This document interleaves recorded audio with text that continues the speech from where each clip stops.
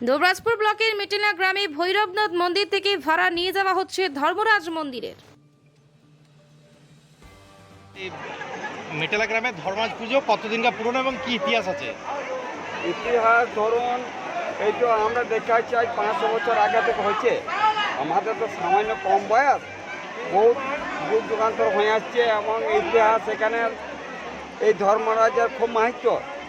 ঘট ভাড়াল ভরাল এইসব হয়, চরক হয়, বানামো হয়, দীপান নবরতন হয়। আজকে বানামো হবে, কালকে ধরুন চরক হবে।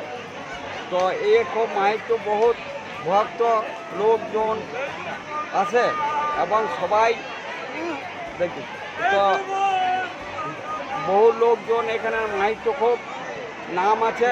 আজকে 500 বছর বলছি আমি, আইয়ার আগে থেকে আরও নাম আছে মেটেলা চরক। এবং আপনারা দেখবেন যে পিঠে ফুরিয়ে কালকে আসবেন যে কী মাহাত্ম্য। চরক মেলা যেমন চৈত্র মাসে হয়, এইটাও আমাদের বৌদ্ধ পূর্ণিমায় হয়। এই পুজোটা বরাবর বৌদ্ধ পূর্ণিমায় হয়ে আসছে।